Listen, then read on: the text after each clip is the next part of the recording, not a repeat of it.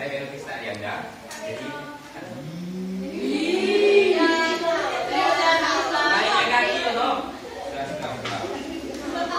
pada hari ini kita akan membahas sebuah topik dengan menggunakan metode debat aktif.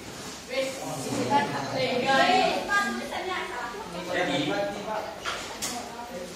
apa itu metode debat aktif? Ada yang tahu tidak?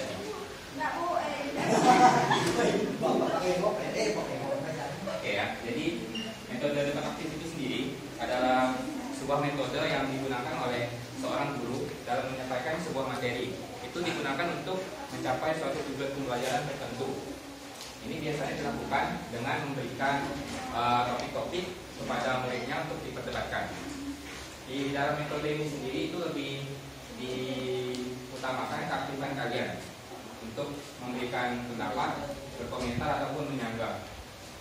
Dan juga kita akan membentuk dua kelompok besar, ya. Jadi, oke ya. Nah, saya akan lanjutkan dari saudara Rino. Saya akan memberikan soal. Soalnya itu yang pertama. Ada isinya? Ada. Ya ada tuh Pak.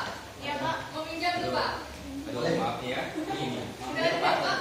Tapi jangan pilih juga Pak. Jadi ada Ini tidak siapa lagi?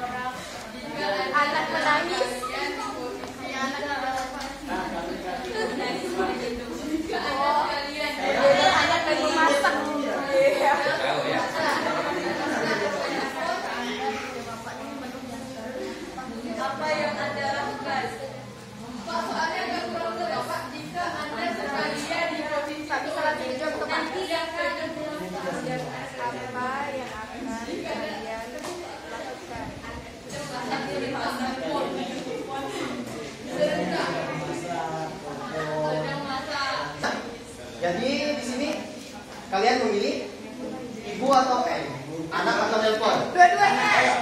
Nah, satu. Anak dulu. Sebentar ya, yang memilih seorang anak, angkat tangannya. Nah, jadi yang anak sebelah sini, yang telepon jadi sisanya. Nah, jadi perwakilan dari yang memilih anak dan memilih telepon, saya minta satu persatu untuk menyampaikan alasannya. Ya. Ya, silakan.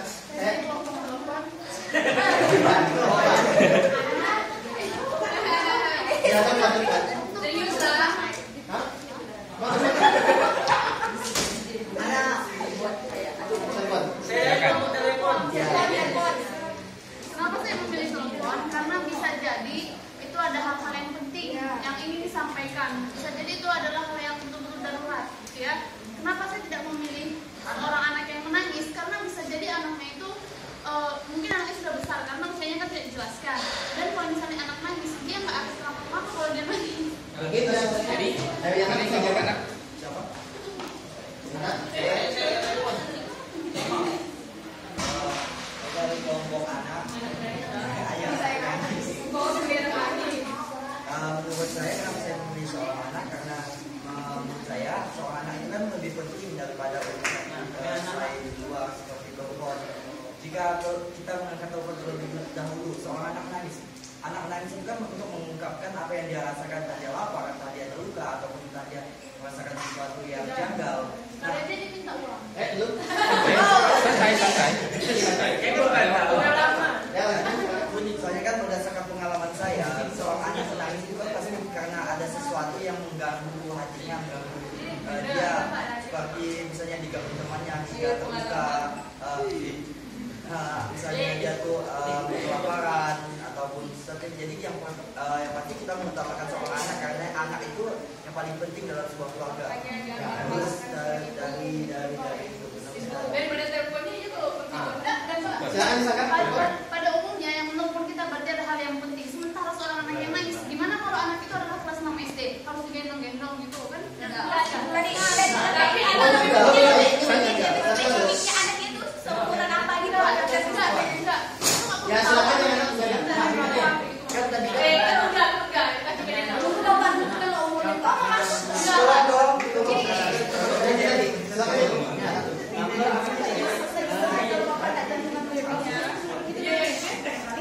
Kenapa tidak mendulukan duluan jika tidak didulukan anak untuk menenangkan anak dulu? Mungkin telepon sambil anak menangis itu.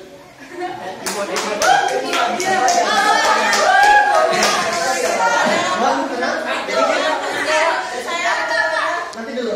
Satu. Ini memilih anak atau telepon? Saya memilih belum Pak, saya tidak bisa memilih karena di sini kami belum tahu usia anak itu berapa. Di sini kasus ini harus ditentukan dahulu seorang anak yang menangis berapa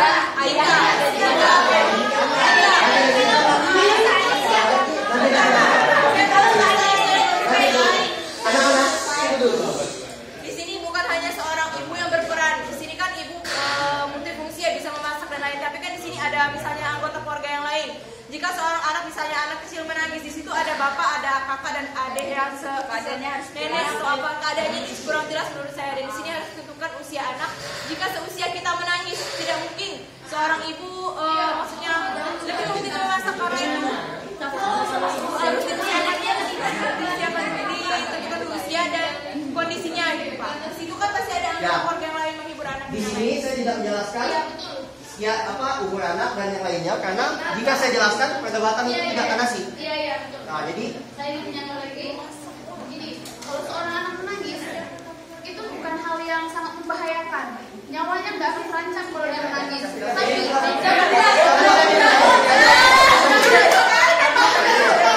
seorang anak yang menangis tidak akan mati. Kecuali seorang anak yang sedang berkorban atau bahkan itu sudah menjadi prioritas. Bapak. Anak itu spontan Kak. Juga biasa tuh kalau ada yang spontan biasanya tembak kaca, tembak apa.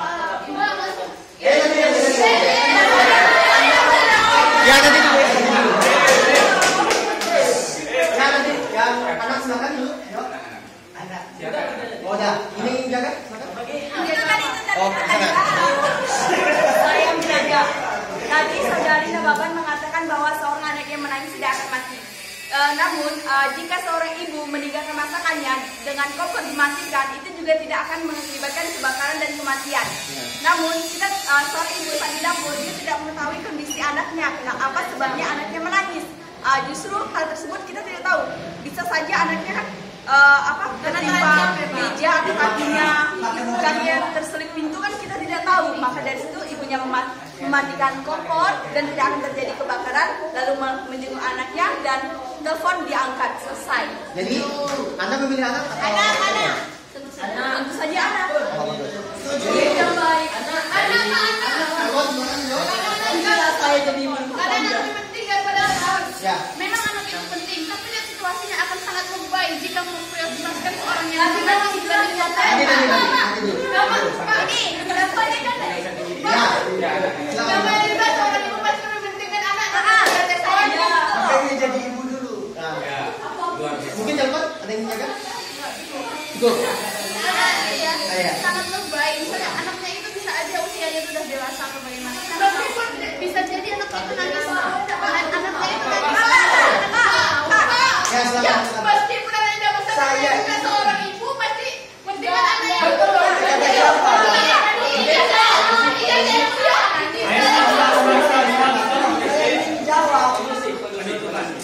Ini dari anak. Anak silakan tadi ya telepon. Begini, kalau menurut saya, berdasarkan pengalaman saya, anak itu pasti didahulukan terlebih dahulu. Jika terjadi sesuatu dengan anak, tidak akan ada waktu untuk mengulangi.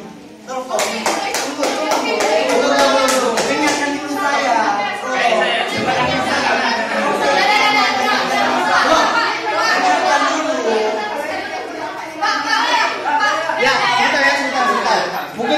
berbicara? Silakan. Kan kita nggak tahu kalau yang seandainya bapaknya kalau misalnya bapaknya ngabarin ada apa-apa, mungkin ada yang kurang sekali. Kalau udah pasti penting, pasti orangnya nelponnya itu berkali-kali. Misalnya gitu kan, kalau misalnya bapaknya nelpon sebelum balik, pasti berkali-kali sebelum diangkat. Itulah saran. Ya, aku mau silakan. siapa mau ngomong tadi? Udah deh. Ingat telepon yang penting. Kalau anaknya diam kan bisa telepon balik. Ini. Kalau seorang orang tua langsung memprioritaskan anaknya yang sedang nangis dengan alasan yang tidak jelas, berarti orang tuanya memanjakan anaknya. Jadi anak itu tidak mandiri. Masa prioritas nangis? Di sini kita bisa melihat kita tidak bisa mengatakan orang tuanya tidak mempelajari anak yang mandiri atau tidak. Soalnya ini kita harus bisa melihat dari sudut pandang usia. Kalau misalnya kita bisa melihat dari sudut pandang usia. Kalau misalnya dalam usia tersebut anak itu dalam usia di bawah umur 5 tahun, jadi wajar jika ibunya langsung melihat anaknya. Sedangkan kalau dalam kurun usia anak tersebut sudah dikatakan umur 11 tahun dan beranjak dewasa, itu bisa kita pikirkan jika seorang ibu tidak masalah jika dia tidak langsung mengerti anaknya. Karena kalau dalam usia tersebut seorang anak sudah bisa lebih berpikir kritis, berpikir lebih matang daripada anak yang usia di bawah umur 5 tahun. Seperti itu. Dan untuk sisi tengahnya, jadi kita bisa melihat dari usia anak. Jadi wajar jika ibu langsung melihat anak, kalau anaknya dalam usia balita, kecil, dan ibu bisa melanjutkan masak jika anaknya sudah berusia remaja, karena itu anak itu sudah bisa berpikir sendiri. Dan untuk telepon, kalau anak usia masih balita kan pasti kita mengambil anak dan mengangkat telepon. Karena memang penting, pasti kan tadi dikatakan oleh saudara-saudari bahwa pasti lebih dari sekali menelponnya, masih ada kesempatan untuk mengangkat telepon. Dan jika anak itu memang usianya sudah dewasa 11 tahun atau untuk lebih dari 11 tahun, pasti dia nangis dan kita tanya sebabnya. Dan kalau memang ada masalah kita bantu, sudah itu kita angkat telepon seperti itu. Saya memilih telepon gini. Posisi seorang ibu kan sedang di dapur dekat dengan telepon. Sedangkan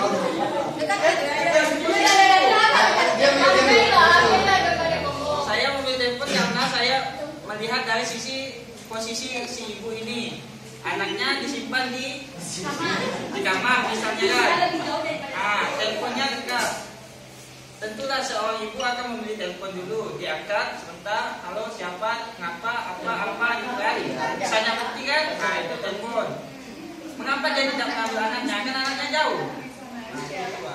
Mungkin yang dari anak. Pasti kan memilih dekat. Ya, jauh lumayan dekat. Saya ingin bertanya kepada saudara TK, Anda tahu dari mana kalau posisi teleponnya itu lebih dekat dari Anak ini kan di dalam Ini kan seorang ibu sedang memasak. Kalau masak kan di dapur, sedangkan kalau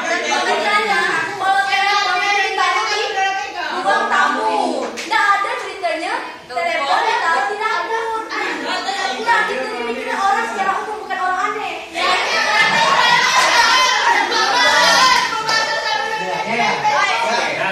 Anak tenang dulu.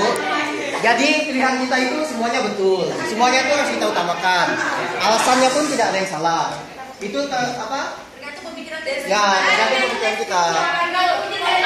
Ya, tenang dulu. Sebaiknya dalam berbuat tidak boleh ada unsur menyinggung gitu loh, kata-kata kasar kayak gitu sebaiknya nggak baik. Ya. Emosi boleh, tapi Ya. Makasih ya Kak. harus profesional. Baik, thank you. Ya, tenang ya. Jadi bapak lo tahu kan? Bukan bapak. Jadi anak kesempatan waktu. Mungkin salah satu dari kalian bisa menyebutkan ini.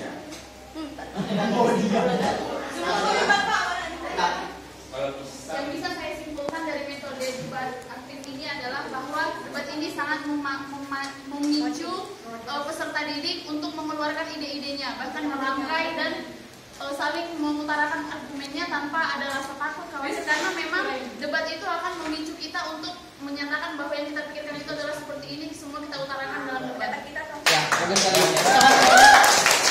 Hidup Medan! kita akan tutup saja pada pertemuan hari ini ya. Jadi jika ada salah kata yang kami akan tadi, kami berdua mohon maaf. Dan untuk semuanya atas perhatian dan kesempatannya kami ucapkan terima kasih. Ya Pak, ada